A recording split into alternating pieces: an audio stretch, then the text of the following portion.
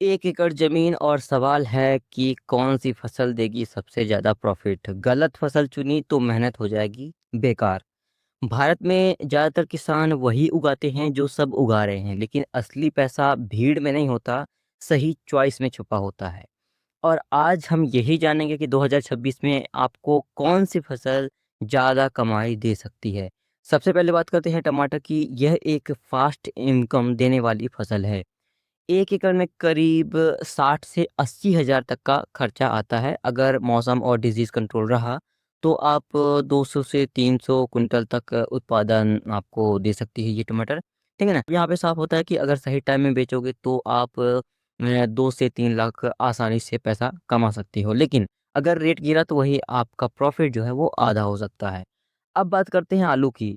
देखिए, करीब 1 एकड़ में आप 50 से सा 70 हज़ार रुपए लागत लग जाती है, ठीक है ना? और वहीं जो प्रोडक्टिविटी है, वो आपको 80 से 120 कुंटल तक आ सकती है, ठीक है ना?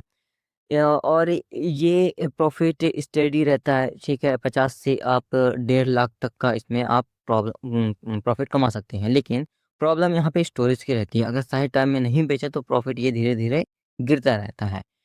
अब आते हैं गेम चेंजर मशरूम की। ये ट्रेडिशनल खेती नहीं है, बल्कि ये फार्मिंग प्लस बिजनेस है। अगर आप शुरुआत में 1 से 1.5 लाख का इन्वेस्टमेंट करते हैं, ठीक है ना? फिर आपको प्रोडक्शन 1 से 2 टन अगले साल 2 साल तक के करीबन ये पहुंच जाता है, ठीक है ना?